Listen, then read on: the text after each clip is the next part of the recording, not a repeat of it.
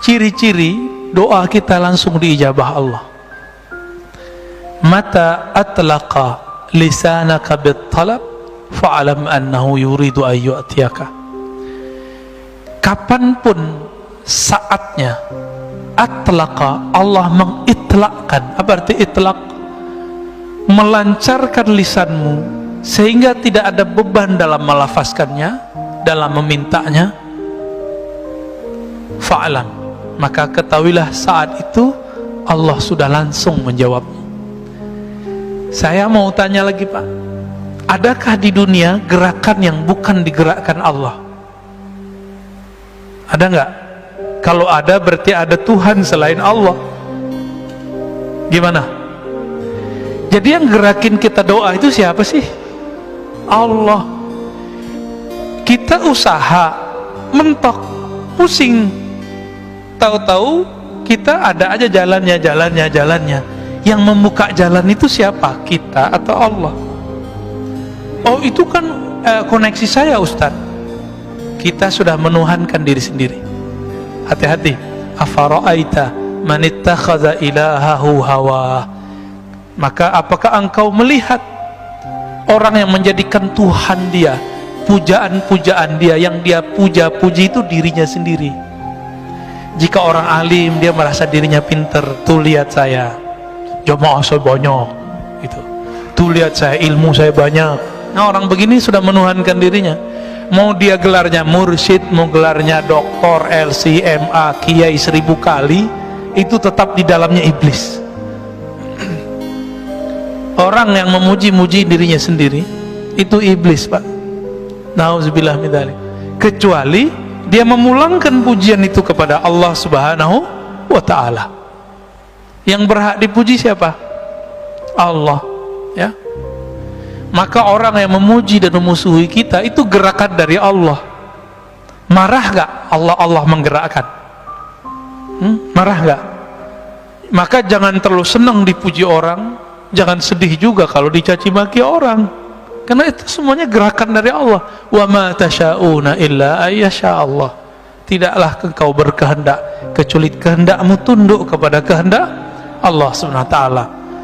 Ada seorang anak muda, belagunya bukan main ngomong kepada saya, ya. Kita ngaji hikam, dia seorang marketing. Dia bilang, Ustadz tuh nggak ngerti ilmu marketing. Oh ya, terus gimana? Marketing itu kita harus campaign, iklan, bla bla bla, segala macam dia ngomong. Setengah jam dia ngaji hikam Pak jadinya. Hikam malah dia. Oh gitu ya, ya saya yain aja. Ya. Karena orangnya udah nggak bisa masuk, jadi dia udah defense. Ya. Sekali doang ikut kajian kita udah nggak mau ikut lagi. Kita ngasih rahasia rezeki biar dia nggak terlalu nafsu, terobsesi. Ntar kalau dia terobsesi tinggi, merasa ilmu marketingnya yang bikin laku, gagal Pak, stres. Makanya banyak orang marketing tuh stres. Tiap hari itu lebih stres dari tukang cangkul Pak. Orang nyangkul di sawah, pulang-pulang capek, tidur. Orang marketing udah jam 1 malam masih mikirin besok mau ngapain gitu. Nggak keringetan, malah kerja di bawah AC. Tapi pikirannya tertekan terus, ya. Gimana pakai kecerdasan dia. Sahabat saya jadi fundraiser di salah satu lembaga zakat terkenal di Indonesia. Orang tamatan kuliah dakwah Pak, nggak ngerti ilmu marketing, versi ilmu marketing konservatif sekuler, konvensional lah istilahnya, ya. Karena sekarang ada istilahnya bank hukum positif, bank konvensional gitu, ya. Ini nggak punya tuh ilmu begitu. Tapi ketika dia jadi direktur fundraising, kenaikan fundraising itu melewati direktur-direktur sebelumnya yang ahli manajemen dan ahli marketing. Saya candain, Pak, ente pegangannya apa gitu? Ente pakai pelet ya gitu? Candainnya Pak? Enggak, saya cuma pakai roti bulhadar, roti bulatos aja Ustaz katanya. Maksud roti bulhadar, roti bulatos isinya apa? Roti bulhadar, roti bulatos yang kita baca tadi. Saat-saat dia merasa butuh, memerlukan campur tangan Allah, itulah marketing paling hebat Pak. Bapak kalau nggak percaya datang ke Majestic, ya. Ini ada sahabat saya di situ. Dia punya butik dan batik ya. Terus punya food court. Saya tanya, kamu pakai online nggak? Jauh sebelum zaman online begini nih. Enggak Ustaz, saya online ilallah katanya. Loh maksudnya gimana tuh Mas? Gitu. Saya itu Ustaz punya karyawan 40-an orang. Kami semuanya menghidupkan channel sholat duha katanya.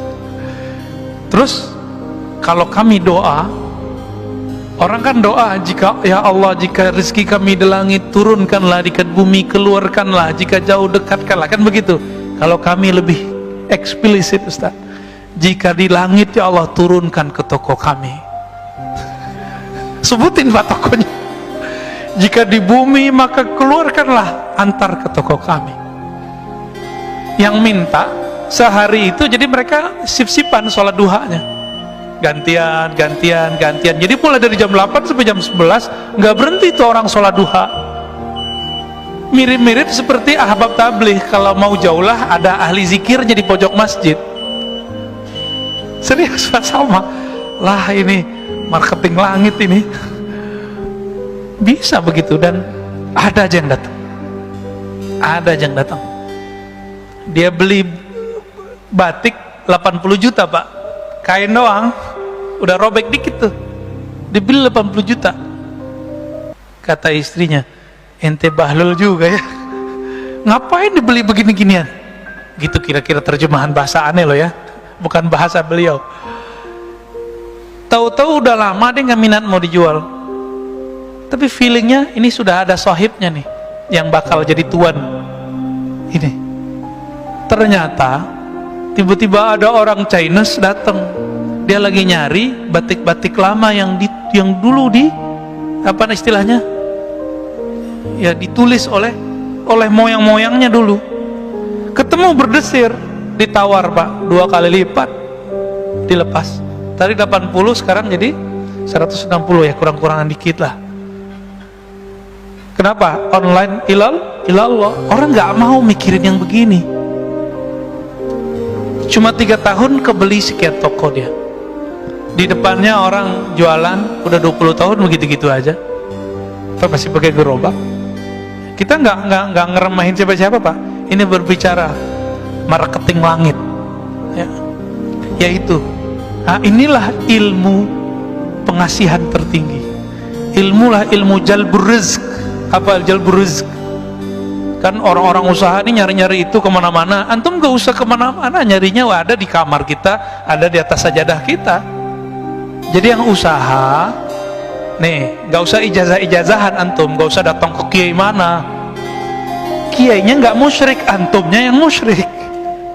Ya, ntar dikasih raja-raja, dikasih minum-minum yang ada raja, ntar banyak lagi jin dalam badan kita kan.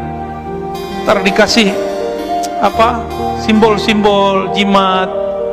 Dianya nggak musyrik karena dia tahu ini cuma simbol aja, tapi antum jadi musyrik karena kemudian menduakan itu. Ilmu ini ada Pak, ilmu wifiq namanya. Imam Ghazali pakar ilmu itu, dan beliau ahli tauhid. Beliau tahu mana yang tauhid, mana yang tidak tauhid. Cuma yang nggak ngerti bilang itu syirik kan. Dia lupa imamnya Ibnu Taimiyah, imamnya Ibnu Qayyim tuh ngerti ilmu ini.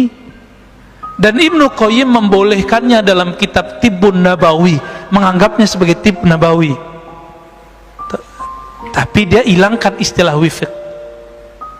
Jimat nggak ada istilahnya. Istilahnya diganti dengan kaf al-kitabah. Cari Tibbun Nabawi antum, kalau nggak percaya lihat di kitab itu. Sudah ada terjemahannya kan? Bab kitabah, tulisan, gitu judulnya. Malas baca sih ya, dari dulu aneh udah sampaikan soalnya. Jadi kadang-kadang kita makan dulu masih mahasiswa, makan, masuk warteg, masuk rumah makan fulan, masuk resto. Saya tuh nggak nyaman Pak kadang. Karena tiba-tiba saya mata itu liar aja ngeliat sudut mana, ternyata di situ ada raja. Ternyata di ujung mana ada jimat. Nah itu bikin nggak nyaman tuh makan di situ. Ya. Maka teman-teman praktisi hikmah pun tolong ajari